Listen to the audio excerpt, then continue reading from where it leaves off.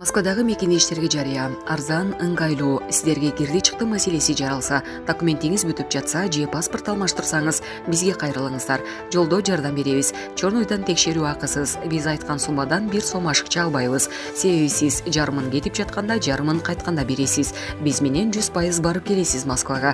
Бизде комфорт, жылуу жумшак машиналар, тажрыйбалуу айдоочулар. Биз аягына чейин алып келип чыгабыз. Эртең менен 11ден кечки 21:00 чейин жөнөйбүз. WhatsApp 8926 760 0206. WhatsApp 8926 960 74 99. Түнү күнү чала бериңиздер. Ысык көлдө курал жарактар жашырылган жай табылды. Ысык көл облусунун Ак Суу районунун тоолуу аймагынан курал жарактардын жашыруун жайы табылды. Бул тууралуу УКМК тарабынан маалым болду.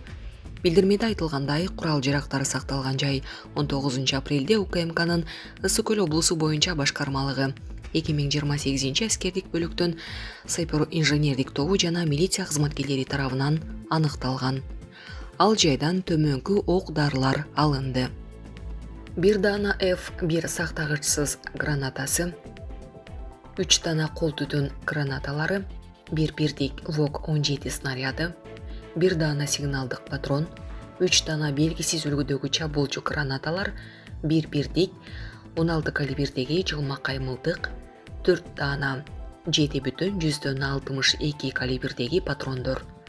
Учурда ок-дарыларды жана жардыргыч заттарды мыйзамсыз жүгүртүүгө катышкан адамдарды аныктоого багытталган комплекстүү ыкчам издөө жана тергөө иш-чаралары жүргүзүлүүдө. Булак супер кежи. Кыргызстанда жашоо минимуму канча сомду түзөт? Статистикалык маалымат. 2023 жылдын 1 кварталынын жыйынтыгы боюнча Кыргыз өлкөсүндө жашоо минимуму 7501 сом 97 тыйынды түздү. Бул тууралуу Улуттук статистика комитетинин маалыматында жазылат. Калктын жаш курагына жараша жашоо минимумунун өлчөмү да ар кандай. Алсак, эмгекке жарамдуу курактагы калк үчүн 8636 сом 20 тыйынды түссө, пенсия курагындагылар үчүн 6650 сом 27 тыйын, ал эми балдар үчүн 6415 сом 63 тыйынды түздү. Статком жарыялаган маалыматка ылайык, жашоо минимуму Жалал Абад облусунда, Бишкекте жана Нарында эң көп көрсөткүчкө жеткен. Аймактардагы жашоо минимумунун суммасы: Жалал Абад облусу 7789, Бишкек шаары 7650 сом, Нарын облусу 7545, Ош шаары 7490, Баткен облусу 7350, Чүй облусу 7243, Ош облусу 6994, Ысык көл облусу 6974 сом, Талас облусу 6862 сом.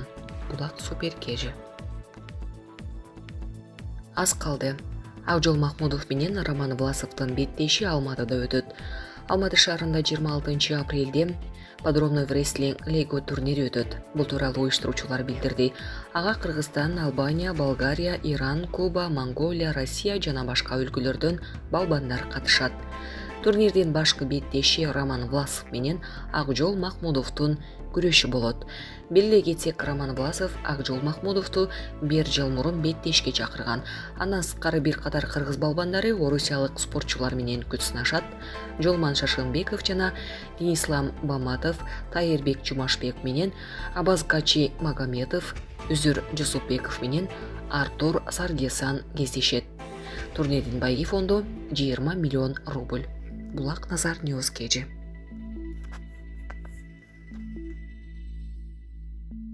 Үч облуста коопсуздук 2023 машыгуусу өткөрүлөт. Кыргызстанда коопсуздук 2023 аталышындагы биргелешкен командалык штабтык жана мобилизациялык машыгуу өткөрүлөт. Бул тууралуу Коргоо министрлиги билдирди. Маалыматка ылайык, машыгуу Ош, Жалал Абад жана Баткен облустарынын аймагында 25-27 апрель аралыгында уюштурулат. Ага куралдуу күчтөрдүн башкаруу органдары, президенттин аталган облустардагы ыйгарым укуктуу өкүлүнүн аппараттары, Жалал Абад шаарынын мэриясынын, Алай районунун, Кадамжай районунун жана Базар Коргон районунун администрациясынын өкүлдөрү, өзгө жок кырдаалдар министрлиги жана ички иштер министрлиги, УКМКнын аймактык бөлүктөрү катышат. Булак Назар Ньюс кежи. ЖМК. Пентагон Киев сурагандан аз курал жарак жөнөттү. АКШ Киевке Украина аскерлеринин командачысы Валерий Залужный сурагандан алдаганча аз курал жөнөттү. Бул тууралуу Foreign полиция басылмасы жазды.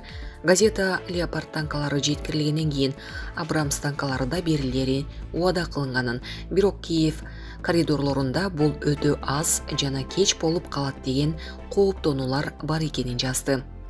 Америкалык чиновниктер Абрамс танкаларынын барышына дагы бир нече ай бар экендигин расмий түрдө моюнга алууда.